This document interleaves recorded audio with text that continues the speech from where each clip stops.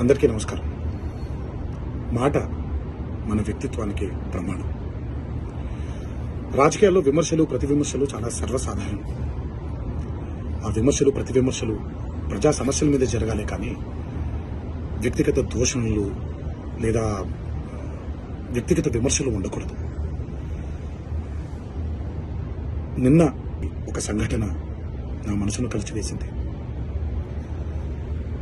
ఎప్పుడైతే మనం ప్రజా సమస్యల్ని పక్కన పెట్టి వ్యక్తిగత దూషణలకి దిగుతున్నాము, ముఖ్యంగా పురుష పదజాలంతో మాట్లాడుతున్నాము, అది ఒక అరాచక పరిపాలనకు నాంది పలుకుతుంది. అది తప్పు. మన సంస్కృతి, మన నవనాడుల్లో, మన జవజీవాల్లో, మన రక్తంలో ఇమిడిపోయినటువంటి ఒక సాంప్రదాయం. మన సాంప్రదాయాల్ని రాబోయే తరానికి జాగ్రత్తగా భద్రంగా అప్పచెప్పాలి, కానీ మన సంస్కృతిని కలిచివేసి కాల్చేసి రాబోయే తరానికి ఒక బంగారు బాట వేస్తున్నాం అనుకుంటుంటే అది మన తప్పు. అది మనం చేసే చాలా పెద్ద తప్పు.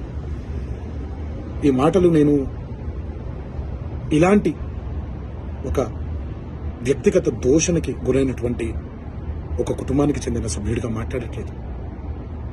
ఈ మాటలు నేను ఒక కొడుకుగా, ఒక భర్తగా, ఒక తండ్రిగా, ఈ దేశానికి ఒక పౌరుడుగా, సాటి తెలుగువాడిగా మాట్లాడుతున్నాను.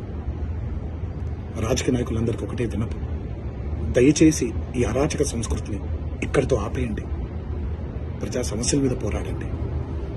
రాబోయే తరానికి బంగారు బాట వేసేలాగా మన నడవడిక ఉండేలాగా జాగ్రత్త పడండి.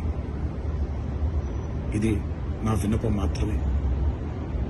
ఇది ఇక్కడితో ఆగిపోతుందని మనసారా కోరుకుంటూ సెలవు తీసుకుంటున్నాను.